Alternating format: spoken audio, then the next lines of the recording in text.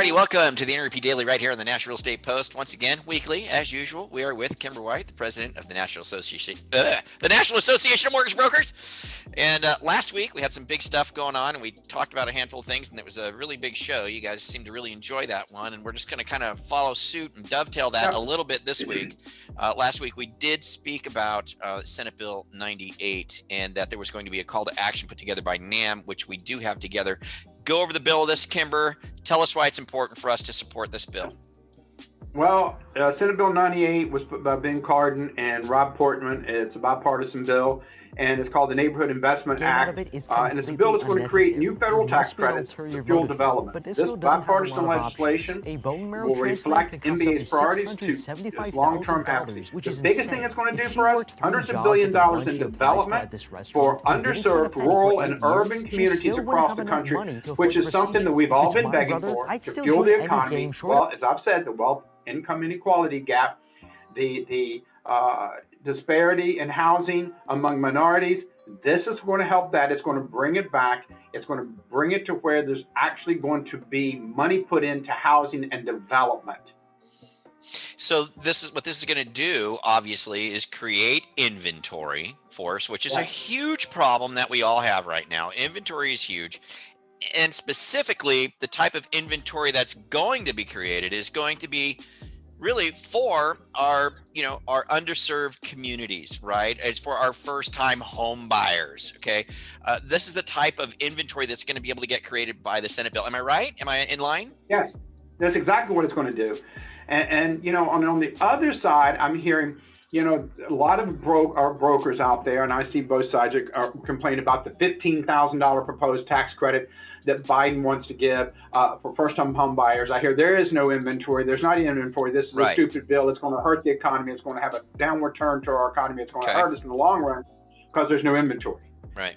Well, we don't think we're going to get $15,000 for that. We think it's probably going to be somewhere in between once it's all settled out. Okay. But by putting the inventory out there first, it now gives those people, that's what it's going to be with the criteria, housing to put out there for them and to actually start stemming that wealth inequality gap. Because as I've said it many times before, there is no housing for the average borrower, for the average income. Those people have been stripped of their income by living through this COVID crisis. We have probably got the widest income inequality gap that we've ever had since, I think, the Great Depression. And I'm talking about worse since the collapse of the economy, because it's just affecting everyone, the middle class, because they're living on what they had saved up. This now puts housing that's affordable in their areas, because this goes to affordable housing. It gives urban and renewal, redevelopment, which we're going to need after COVID with all the losses of business. And then the proposal that Biden would put forward would actually put some money for the first-time home buyer back in that pocket with criteria that would be strict. But again, I've said this all along. It's part of conversation that we as mortgage professionals have to be a part of. We have to do what's best for our industry and the consumers. This first part of the Senate bill that's bipartisan, we've got to work and get a companion bill, but this is important for our industry, for housing, for economic growth, putting inventory back in our market and making us have a catalyst to move forward with. It couldn't come at a sooner time. And guys, we've got right down below a link to the call to action that NAMB has put together. These things are so easy to use. I tell you, one of the great things about NAMB is they put together a call to action. It is like brainlessly easy to click a couple buttons and get the word to your representatives that you support this bill. So it's right down below. There's a link down below with the NAMB logo.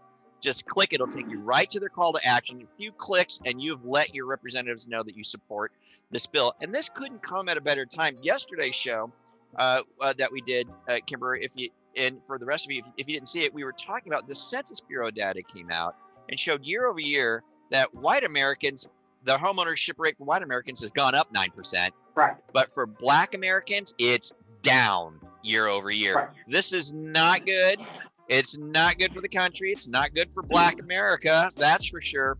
And it certainly is something that the Biden administration is going to be extremely focused on. We keep making this point with respect to the CFPB, with the respect to enforcement.